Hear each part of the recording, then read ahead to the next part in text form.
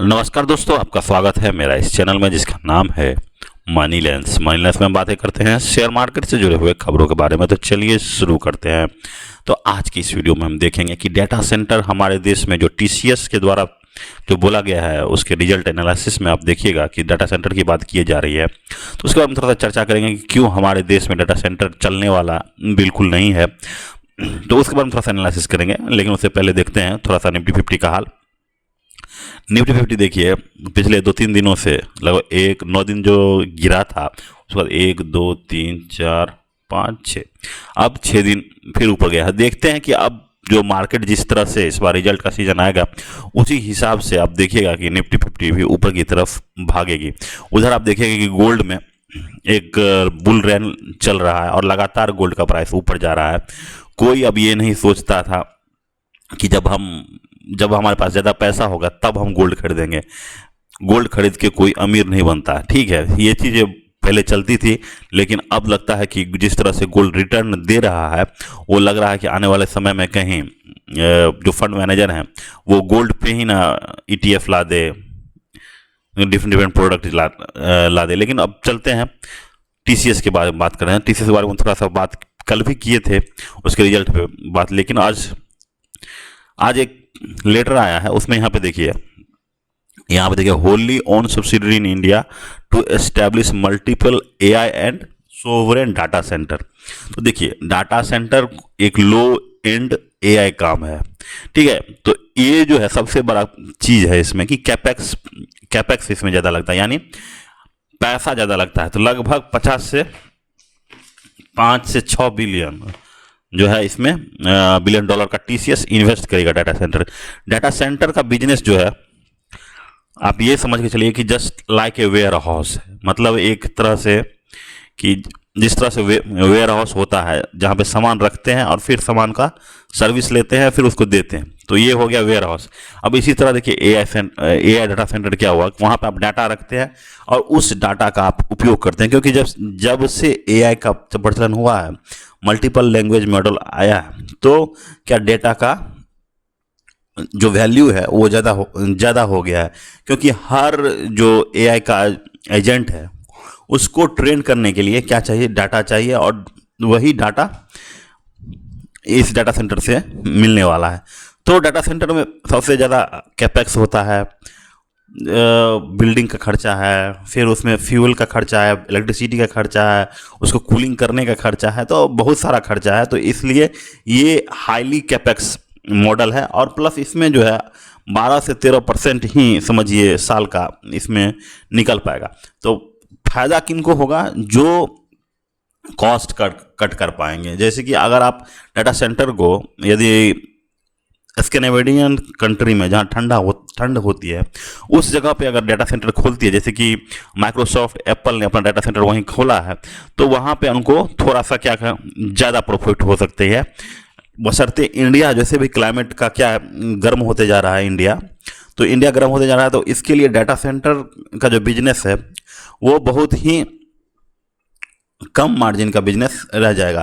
तो फिर भी चलिए ये डाटा सेंटर का बिजनेस शुरू कर रहे हैं, तो देखते हैं कि अपना जो 6 से 7 बिलियन जो डॉलर इसमें लगा रहे हैं वो कब तक इसको रिकवर करती है। और 12 से 13% CAGR होगा तो देखा जाएगा कि आगे क्या होने वाला। लेकिन उससे पहले एक और बता दें कि इस बार का TCS का जो रिजल्ट आया इसमें हेड काउंट नहीं बताया गया है कि कितना हेड काउंट है, मतलब कि कितना एम्प्लॉय है।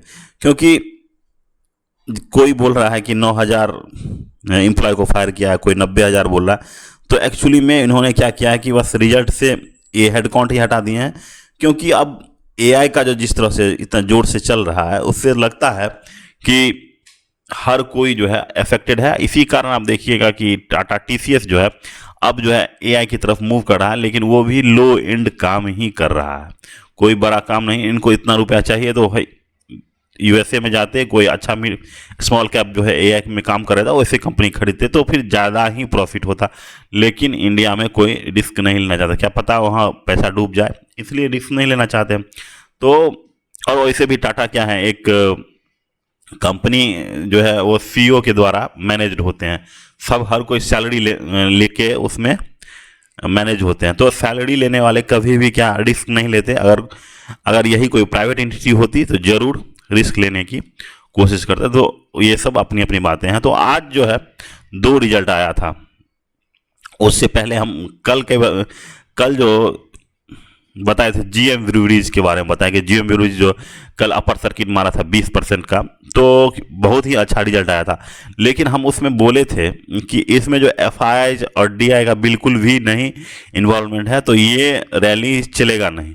क्योंकि जब तक जो है एफआई और डीआई किसी कंपनी में इन्वेस्ट नहीं कर दें, तब तक उसके रैली ज़्यादा दिन तक चलने का संभावना नहीं है। जिस 20% हुआ कल ही चढ़ा, और आज देखिए 1.72 पे आ गया। तो लगभग अब यहाँ से देखिएगा धीरे धीरे अब ये सरकना शुरू कर देगा, इतना अच्छा रिजल्ट आने के बाद भी। तो एफआई और डीआई क्या करते हैं, स्टॉक को स्टेबिलिटी लाते हैं, ठीक है, वो स्टेबिलिटी नहीं ला पा रहा, और लगातार ये देखिएगा अब जीएम ब्रूवरीज यहाँ से नीचे की तरफ मूव करेंगे। और दूसरी बात ये है कि इससे पहले भी आप देखिएगा कि 2-3 दिन पहले एक कंपनी थी इमिकॉन एलेकॉन, ठीक है, जो भी है उसके बारे में इतना नहीं जानते हैं। लेकिन इसमें क्या था कि 20% का अपर सर्किट लगा था। हम एक वीडियो बनाए थे, लेकिन इसमें भी हम आपको ये बता दिए थे कि ये चीज़ें जो है वो चलने वाली नहीं है। क्योंकि यहाँ पे देखिए क्या किया है कि इसमें भी देखिए एफआई और डीआई जो है लगातार इसमें गायब है। दूसरी बात क्या है कि इसका प्रमोटर्स जो है वो लगभग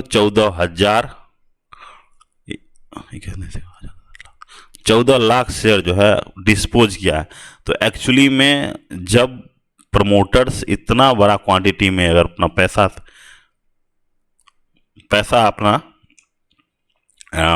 पैसा अपना डिस्पोज करती है, यानी अपना शेयर बेचती है, तो एक्चुअली में अब यहाँ से अब क्या होने वाला है तो आप समझ ही सकते हैं। क्योंकि प्रमोटर्स को ही अगर इस कंपनी में भरोसा नहीं है तो बाकी किसको होगा। तो ये 20% 30% का अपर सर्किट लगता है, उसके बाद लोगों की क्या होती है, उसमें खरीदने की ललक आने लगती है, ठीक है, कि हम उसको खरीदते हैं क्योंकि ये 20% चढ़ा है, फिर आगे भी चलेगा। लेकिन आप लोगों को हमेशा सतर्क होकर चलना होगा कि कौन से कंपनी आप खरीद रहे हैं, और उसमें प्रमोटर्स का होल्डिंग कितना है, एफआई हैं कि नहीं, डीआई हैं कि नहीं। आप अपने आप को कभी भी एफआई और डीआई से तेज ना समझिए कि भाई उन लोगों को नज़र नहीं पड़ा, हमारा ही इकलौता नज़र पड़ा है, तो ऐसा नहीं होता है, ठीक है। तो ये सब चीज़ें आपको समझने वाली बात है। और दूसरा जो आज रिजल्ट आया उसमें आप देखिएगा,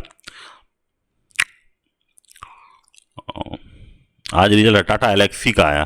तो जिस तरह से टीसीएस का रिजल्ट भी टाटा फिश था, तो वो चीज़ हम आपको बताए थे कि आने वाले समय में जितने भी आईटी के स्टॉक्स हैं या फिर आईटी के जो कंपनी है वो अच्छा रिजल्ट नहीं प्रोड्यूस करेंगे, और वो धीरे धीरे क्या करेंगे, बॉटम की तरफ मूव करते जाएंगे। तो ये चीज़ें आपको हम पहले भी बता दी है, अब आगे भी बताएंगे कि अभी फिलहाल आप लोगों को आईटी वाले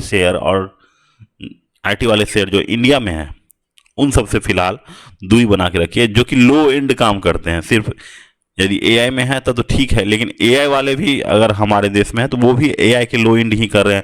अब देखिए डाटा सेंटर बना रहे हैं, कुछ भी बना रहे हैं, तो ये सब चीज़ें भी आपको गौर करने वाली बात होगी कि फिलहाल अभी आईटी सेक्टर से दूर रहने की कोशिश कीजिए, ठीक है। अगर आपको ये चैनल अच्छा लगा और मेरी बातें आपको पसंद आई तो चैनल को जरूर लाइक शेयर और सब्सक्राइब कर दीजिए। Thank you, have a nice day.